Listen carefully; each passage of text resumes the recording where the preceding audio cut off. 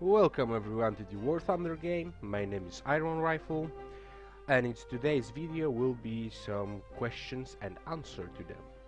And after that I will try to fly some mission with the American setup. So, first the answer to some questions. I do loads of questions about the Japanese bombs and how you should choose them, how you should treat them, or what's the differences between them. Well, as you can see, there are several types of bombs in the Japanese tree. Some of them have the mode something in the front, others have type something in the front. Well, the major differences between those bombs is that the Japanese Air Force decided to name each bomb with the different symbol. So as you can see, you have two 250 kilo bombs which are named Mode 25 Mark II bomb. The second ones are Type 98 Mode 25. So what does that mean? Except for, well, both of those bombs are 250 kilo and you can carry only two of them, so what's the difference between them? I can tell you that in general every bomb that have the type in front of it, so you have the Type 99, Type 92 and Type 98, those were bombs designed with some better penetrations value. From what I've learned going through different sites, different World War II knowledge bases, the type bombs were made to penetrate the ground targets. So the Type 99 bomb, this 1000 kilogram bomb, was designed to penetrate up to 150 millimeters of armor, while the Type 98 Mode 25, this 250 kilo bomb, was designed to penetrate up to 400 millimeters of concrete. So the general rule would be that the type bombs were designed to have some better penetrations value. So with those bombs you should aim directly into your ground target. Whenever it will be a tank, aircraft carrier, destroyer, battleship or pillbox, with those bombs you have the greater chance of destroying them.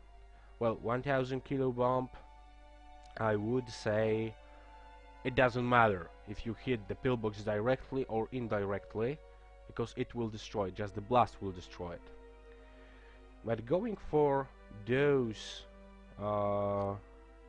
Type 98, which are 250 kilo, and for destroying the pillbox you need 1000 kilo 1000 pound bomb that would roughly represent 500 kilo.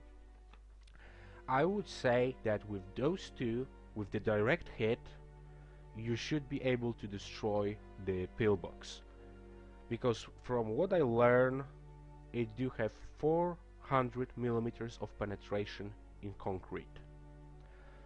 So you should be able to destroy the pillbox with ease with those two bombs. While the type bombs were designed to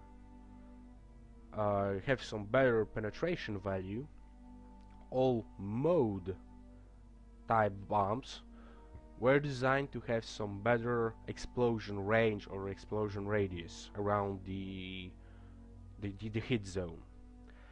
So I could imagine that with those bombs you should be able to destroy more ground units that are packed together.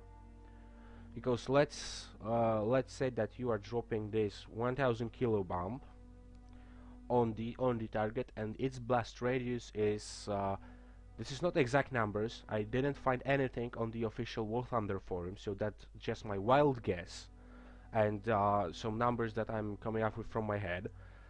Let's say the 1000 kilo bomb have the blast radius of 10 meters. So the same bomb, the same weight bomb, the 1000 kilo bomb, but the mode version of it will have the blast radius of, well, let's say 25 meters. So while you're dropping this bomb, this mod 80 bomb, you should expect more blast radius. So if you have any ground units, you should be able to drop one bomb and just forget about them. It should do the job.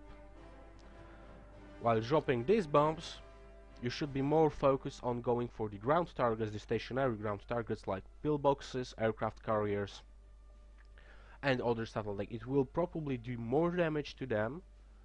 So in normal game, you need 4,000 pound bombs, which just roughly transfers to 2,000 kilogram bombs.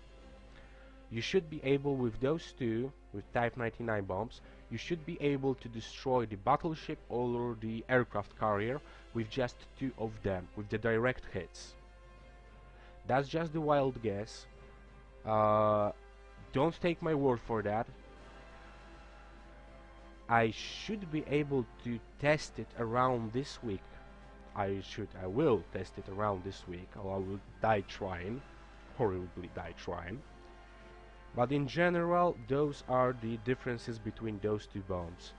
The type bombs do have the better penetration to concrete, to armor, to anything like that, while the mode bombs are better with the explosion radius.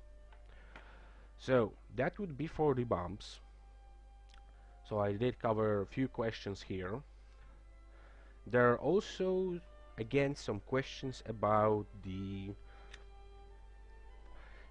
gunners targeting distances. What should you set? It should be, oh yeah, gun targeting distance. Well, what value I should put here? It's 50 meters, 800 meters. What's the difference? I will show you an example in a second, but the first question, well, some of the questions were, if I am flying a bomber, what distance should I set? It should be 800 meters, so my gunners will start shooting at the enemy aircraft as soon as it comes in range. Or should I take it to 400 meters to wait to the aircraft to be at this closer range, so my gunners will have the better chance of inflicting some damage to it? Answering that question is set it to whatever you like, because AI gunners on your aircraft, on your bomber, will engage the enemy at the maximum range. So at the range of 800 meters, they will already be shooting at the enemy. No matter what distance you did set, they will start firing at roughly 800 meters. So why do you need all these different ranges of the different ranges that you can shoot upon the enemy? Well, let me pull an example here for you. In here you can see some, well, let's say those are two aircrafts. One is you, the typical fighter. The other one, well, let's say it's the viewfighter or any other slightly bigger aircraft, just for the picture. As you can see here, there are some ranges: 100 meters, 400 meters, and 800 meters. Now, let's say you did set your guns to 400 meters, which is roughly in the middle here. What will happen when you do engage this fighter or this viewfighter that is at the range of 800 meters? Well, let me just draw a line for you. That's your guns. That's your enemy. As you can see, your bullets will cross at the range of 400 meters, where they will be inflicting the highest amount of damage because all of your bullets will definitely hit. But after that distance, they will cross its path, and as you can see here, well, that's just the example. So sorry for that, that's just the example. As you can see, your bullets will start hitting the enemy, and they will start inflicting some damage to its left wing and probably its hull. Maybe some crew members in here, or just its hull here. So that would be the first example. Your guns at 400 meters, while your enemy is further away. You will still do damage, but your fire isn't that concentrated on, well, let's say one spot. Now let's move our friend here a bit closer to the range, as you did set up your guns, so it would be 400-meter range. Now let's see what will happen. Just those few lines in here, range 400, and they will roughly cross in here.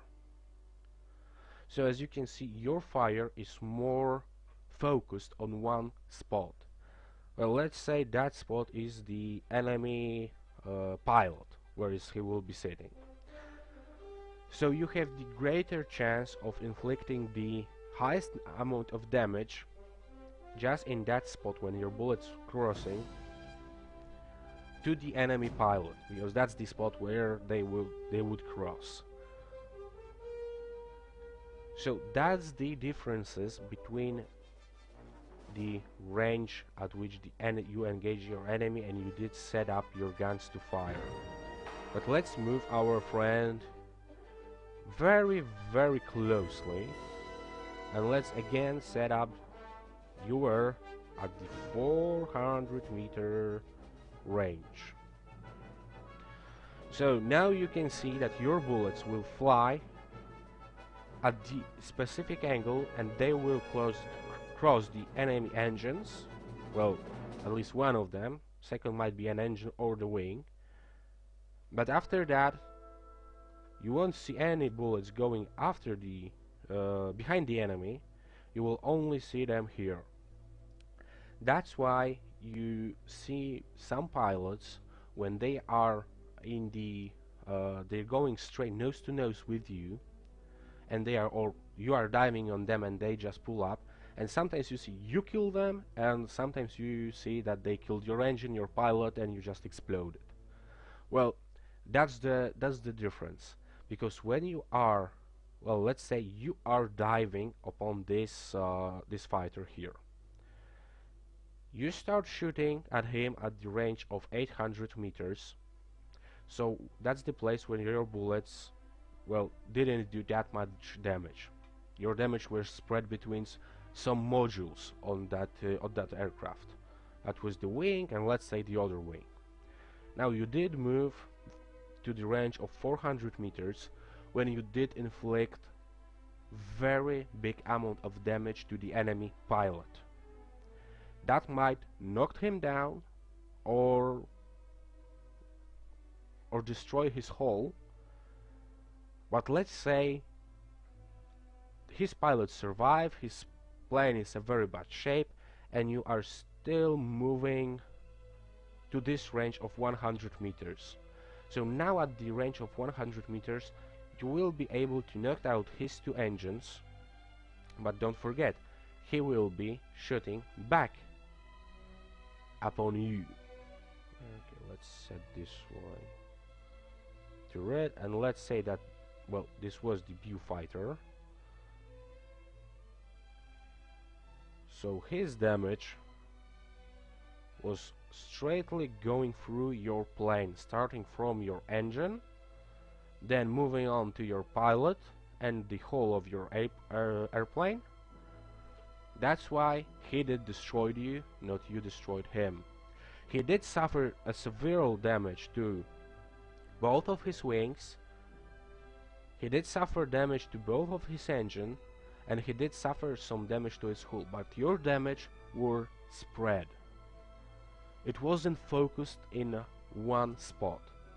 While the Viewfighter have its cannons mounted on the nose of the aircraft, while he do have some guns at his wings too, and they are set up to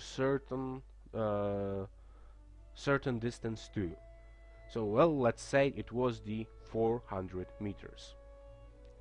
So again, he did damage your wings, but in the same time he was shooting his cannons, which are mounted on his nose, through you, starting from your most valuable piece of machinery in the aircraft, which is the engine, then moving to the second one, which is the hull and the pilot. That's why he destroyed you. But even though those are, well, let's say we just say that this is a Viewfighter. Well, let's say that this is the American King Cobra or Air Cobra tier 6 or tier 9 or up to tier 11 now. They do have cannons mounted on their noses. That means that the bullets shot from this cannon will go straight. He don't need to set any targeting distance for his bullet to actually travel to you and do the damage. And always remember about that when you are going against any of the fighters or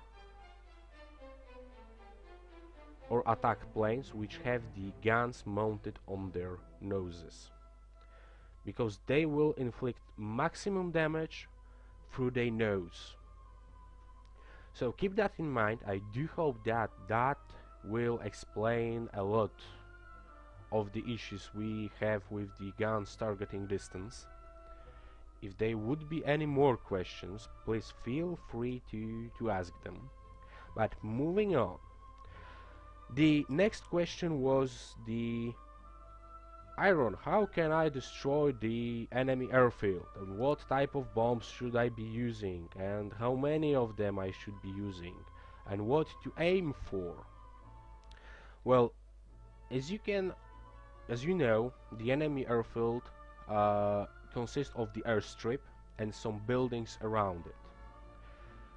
If you have the bombs of the high enough tonnage or the weight, I will go with the example of the B-17G here. It do have the option to mount 16 500-pound bombs, which is 4,000 in total of the weight of the bombs, the bomb loadout. So, can you destroy an airfield with the 16 500-pound bombs? Yes, you can. In the other video that I posted some time ago, the B-17 enemy airfield destroyed, I did manage to destroy enemy airfield by roughly 5 to 6 passes over it. I did drop 5 to 6 times the amount of 8 1,000-pound bombs. So that's 8,000 per pass, and times that 6, you get the rough idea on how much it would be in the normal game.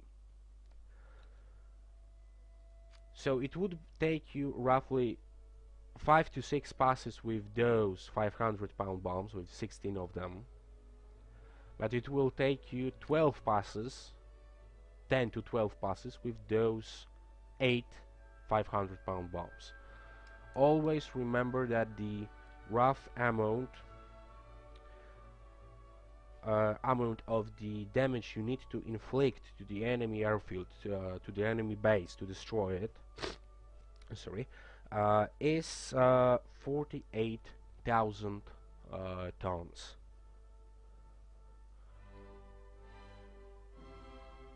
So 48,000. That's the rough number you need explosive to destroy the enemy base. So keep that in mind, because when you are trying to destroy the enemy airfield, you will certainly get some attention from the fighters, and they will try going after you. So if you do try to destroy enemy airfield, try to plan it ahead, try to make every right move. Don't get caught by the enemy fighters, and yeah, you should be successful. But in the last change of the game, the 1.27, I don't think that this well, winning the game by destroying the enemy airfield is still a valid option for any pilot. It will be very hard to survive with even one enemy aircraft on your tail, and imagine what type of interest you will get yourself into when you will be attacking for your, well, second or third pass. There certainly be 2 to 3 enemy fighters going after you, trying to scare you away. So that's the most of the question. Well, last question that I did get, just the, well, last question I read just before making this video was that the fuel amounts affect? Well, as I did mention before, no, I didn't see it here, so let's take the test flight. It's here. You always can change the amount of fuel you're carrying with you by the in-game interface just before you select the aircraft you want to fly. And what does this fuel amount change? Well, it doesn't change much to the bomber because it's the flying brick. It's not the agile fighter or semi-agile ground attack fighter. It's the flying brick. So fuel amount to the bombers don't change anything. But if you are flying the fighter or you are flying the ground attack fighter, you should considering lowering your total weight. Basically, let's say your aircraft is the weight of your aircraft is roughly 1 ton or 1,000 kilograms. Then you have, at this 1,000 kilograms, your maneuverability will be at the value of 10. Now let's say you did shot out all your ammunition, you did drop all your bombs you did have, and you are starting to run out of fuel. Let's say you did set it to 1 hour, and now you're after 40 or 50 minutes of flight, and you have the fuel amount for 10 minutes. What would that change? That will change your weight. Starting from this 1,000 kilograms, you will go to the level, well, let's say 600 kilograms. The 400 is your bombs, your ammunition, and your fuel. So how that will correspond to your maneuverability that was on the factor of 10? It will go higher because you are lighter. Those 400 kilograms, well, let's say it will give you, it will change the maneuverability factor to 20.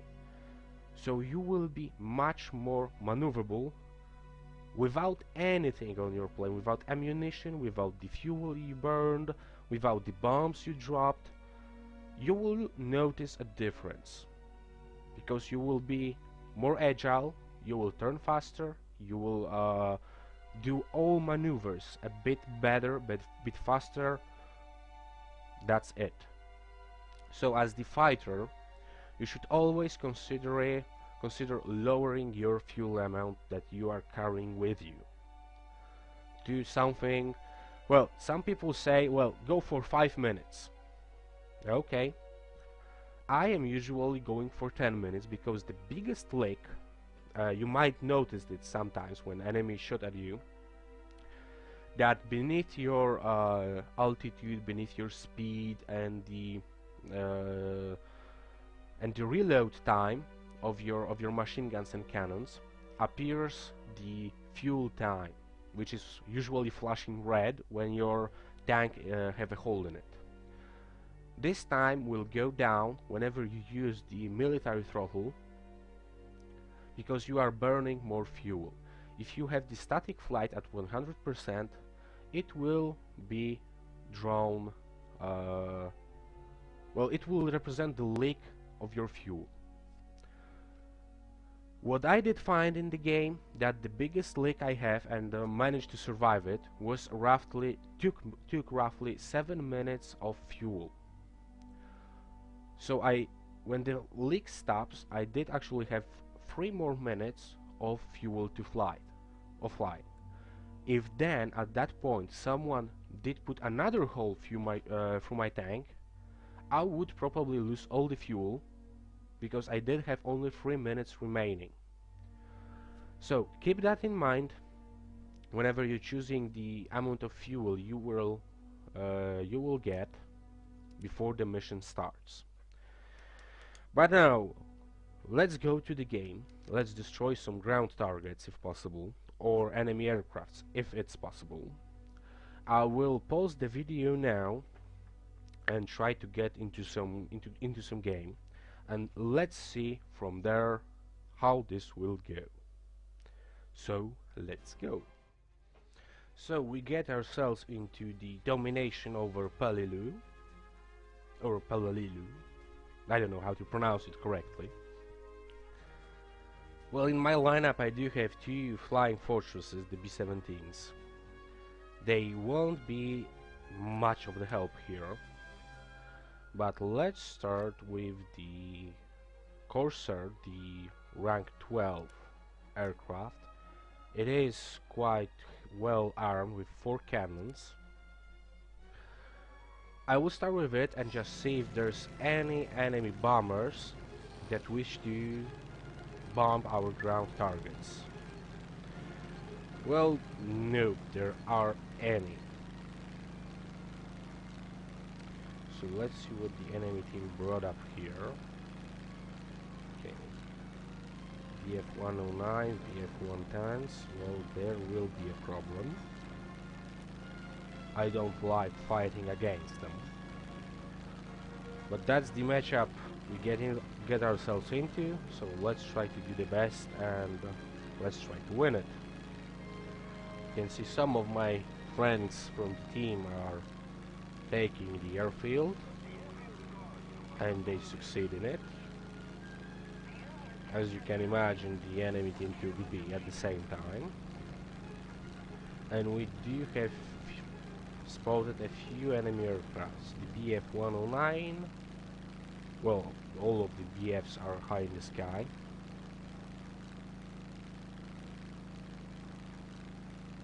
And I am flying almost alone in here.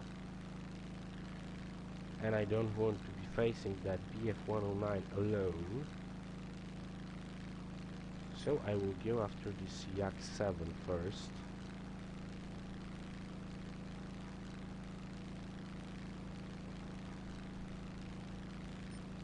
Okay, changing the targets, because I do see that the BF-109 is not interested in any fights. So let's see if there'll be... No. Okay, let's regain some altitude.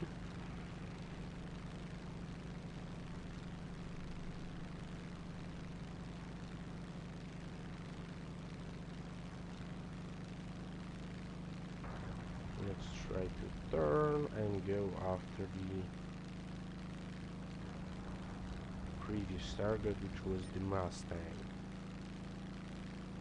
Diving on him again.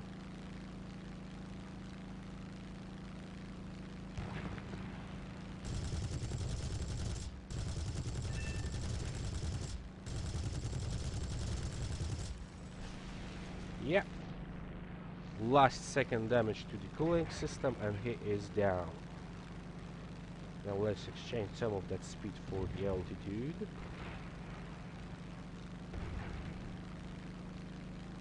Who do we have here? A6 and 5. Well, I can try go after him.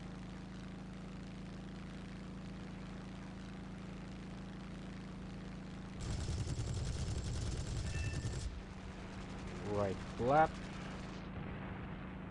And again exchanging the speed for altitude.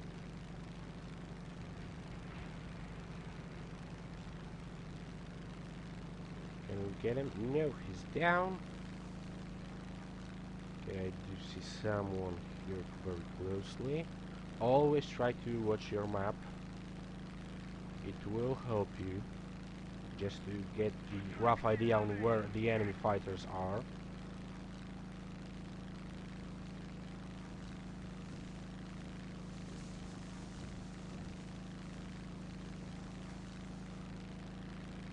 Okay, the I-15 and the ME-410 are charging in, so let's take a couple of shots at this I-15.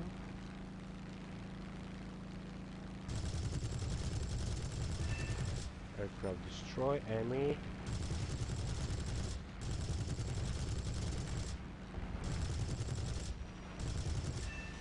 Yeah, critical hit, someone else kill him.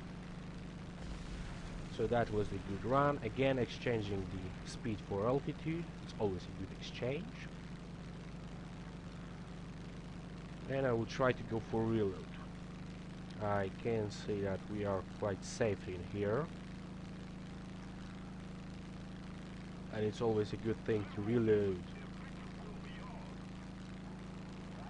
whenever you are safe, not to find yourself in a situation when you are on someone else's tail and you just run out of ammunition.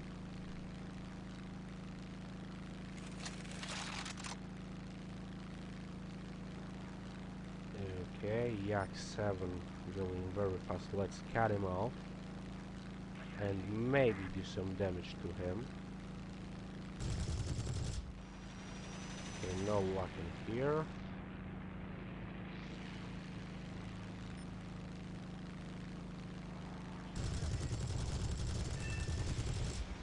Okay, aircraft destroyed. Let's try to get some altitude. Not to bring too much of the attention to myself. And let's see if we can do anything about this BF-109. Yeah, we can kill him. But we are way too low. And we did fire some shots, so let's head over our airfield and reload our cannons yet again. A few good hits there, few good kills. 15 seconds, we have some decent altitude.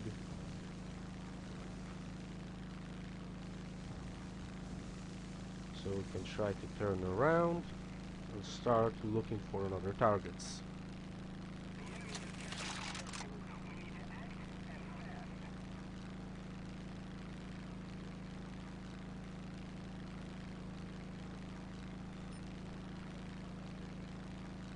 How we are looking, there are a few of our guys in here.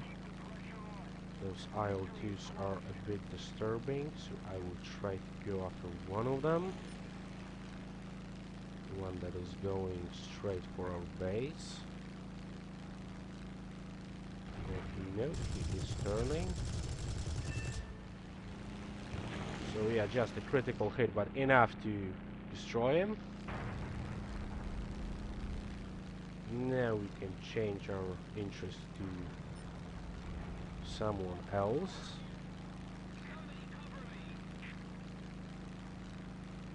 This Fokker Wolf is way too high. Well, way too low for me, and he had two guys on his tail, so it won't be that much of the problem. And I can see here are 3 of our guys chased by 2. And the others are just joining the party.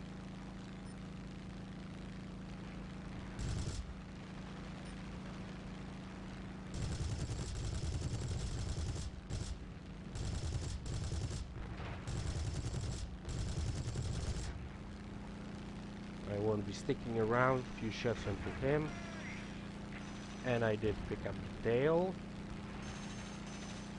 So let's head back to our own guys. Maybe someone will be in the position to help me.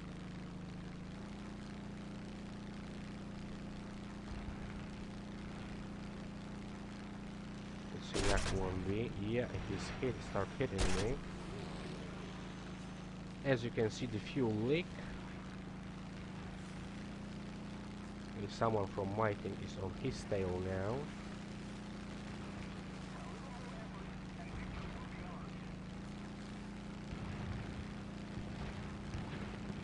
Our guy from our team didn't do that a good job. Well, he was trying to save me anyway.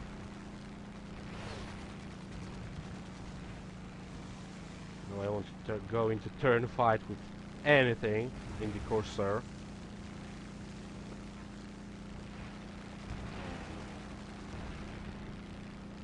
Well, it's a good flank for the... And I'm losing the maneuverability here. Did place a couple of good shots to my tail. But I will be running away.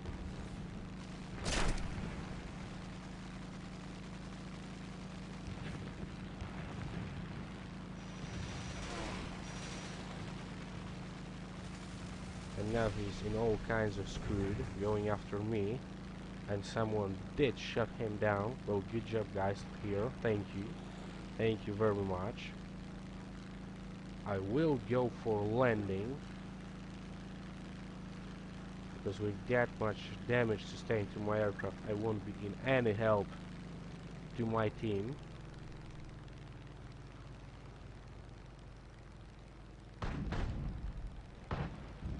So set engine to roughly 30%. Just hovering over to the airfield. Watching to my speed be roughly about 250.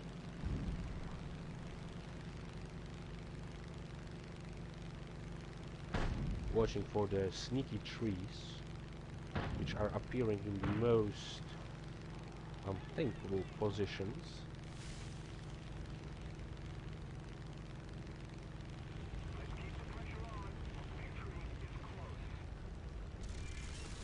Okay. My engine just died, and I'm bouncing off the airfield, and that's some trick that I could learn.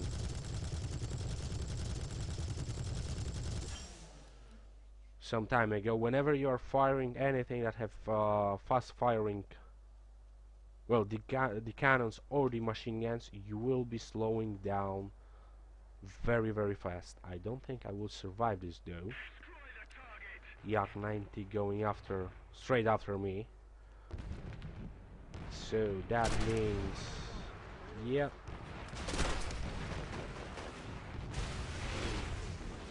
Well, I did get repaired. Okay, that was very good. I might say it right in time, to repaired right in time.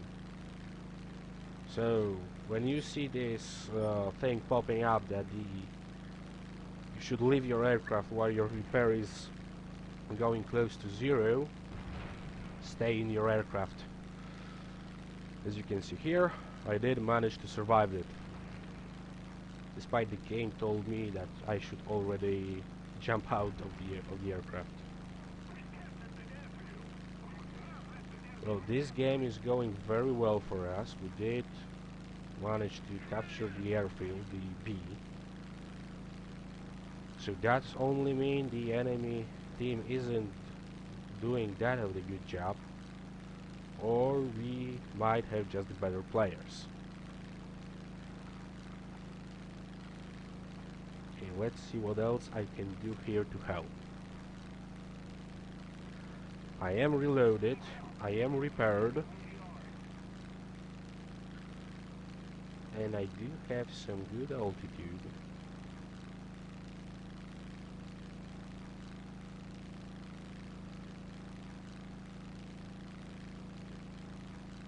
So let's see what we can do. There's BF-109 going after our BF-109.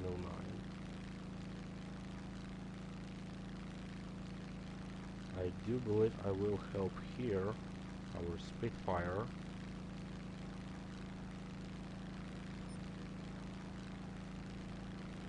Okay, this Focke-Wulf 190 is going straight after me. And he did manage to destroy me. Well, that doesn't mean it's over. Always try to take a couple of more shots to the enemy team. And I do believe that that will be my last aircraft I will be flying, because they are losing horribly now. Yeah, victory is ours, no point in selecting another aircraft. So let's see how well we do. 6 aircrafts, enemy aircrafts destroyed with 2 of ours. Well, to be honest, with just 1, because the Corsair was repaired at the end.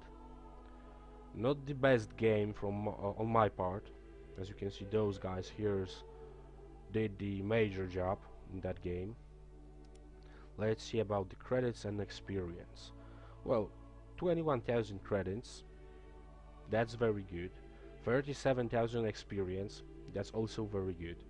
So now you can see what type of the game you can get yourself into when just flying the one aircraft.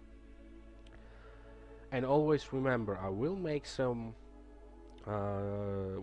a video about the well-known to everyone situational awareness, and what targets you should pick, who you should follow. So yeah, I will make that in the future, but for now you can see what type of the score you can get in the good game. Even though my lineup wasn't the perfect for that game, with 2 bombers present, I could be shot in the first minute of the game from my Corsair, and then going with only 3 aircrafts, which means that at the, well, let's say 5 minutes into the game, I would probably lost all of them and was left only with my 2 bombers. But never resign. Always go for your best, try to do your best, and you can see I did my best. I did earn some credits, I did earn some healthy chunk of the experience, and yes, that would be it. So guys, thank you for watching, thank you for tuning in. I do hope you enjoyed the video. There is the like button if you like the video. Also, if you are a newcomer to my channel, feel free to subscribe to it. There will be more videos to come. I will be making some tips video. I will remake them just to make them better. There are also some crew skills questions that I didn't cover in that video. I will do it in the future because there were some changes in the patch. I just need to confirm them to be 100% sure what I'm talking to you. So guys, thank you for watching, thank you for tuning in, and I hope to see you next time. And Iron Rifle out.